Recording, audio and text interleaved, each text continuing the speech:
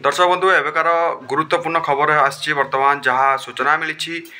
X ray निज x handle post कर रविचंद्रन अश्विनी से आउ आईपीएल खेलिबे नाही एने से आज विधिवत भाव में निज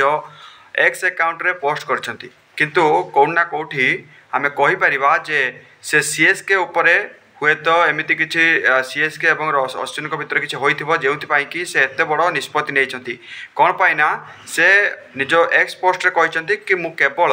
आईपीएल रु अवसर नौची अन्य जतिक देशर सॉरी विदेश रे जो खेला जाउछि लीग हुए तो से सेठारे अंश ग्रहण करि पारंती बा खेली पारंती किंतु जेतेबेले अश्विनी निज पोस्ट करथिले तार घंटाए पूर्वरु एक्स हैंडल रे सीएसके एक पोस्ट जाहिर करथिला जे आज गणेश चतुर्थी एवं गणेश चतुर्थी रे कंबोज विजय शंकर अश्विनी जाडेजा एवं गायकवाड़ ए 5 जन ठिया होइतले एवं गणेश ठाकुर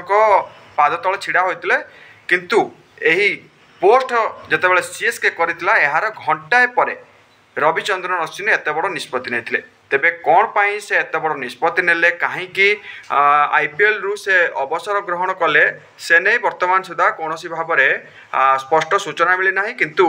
अश्विनी कहते जे मु आईपीएल रु अवसर नौछि सत किंतु विदेश रे खेला जाउतबा अन्य फ्रांचाइज लीग रे मु खेलिबी तेबे आपण माने जानिथिबे कि नहीं जानिनी किंतु गोटे कथा कहि रखुछि जे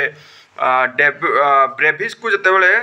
डुआल ब्रेविस को लेकिन सीएसके और अश्विनी भितर टिके झगड़ा टाइप रो आरंभ होइतला आउ हुए तो सेथिपाई अश्विनी एत बड़ निष्पत्ति नहीं बोली कहुच्छे किंतु यह केते दूर सत ताहा तो जना पड़ी ना किंतु अश्विनी 2010 और 2011 रे जेतेबेले सीएसके पक्षरु थिले सेतेबेले से चैंपियन होइतिले सेतेबेले से भल बॉलिंग करथिले एमिति कि चैंपियंस लीग रे मध्य से सीएसके को चैंपियन करिवार मध्य तांकर भूमिका थिला से बहुत भल आईपीएल तांकर भल प्रदर्शन रही जेहेतु से अंतर्जातिक क्रिकेट रु पूर्वर अवसर ग्रहण करने वर्तमान से आईपीएल रु मध्य अवसर ग्रहण करने तेणु तांको आउ कोनोसी प्रकार आईपीएल किंबा आंतर्जातिक मैच रे देखा मिलबनी किंतु सीएसके और अश्विनी भितर कौन होइछि ताहा वर्तमान समस्त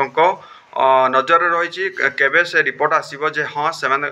दुई जनक सीएसके और अश्विनी भितर किछि होइछि कि नाही काहेकि एमिति एक निष्पत्ति नेले तबे ताहाकु नै वर्तमान सबठी चर्चा जोर धरछि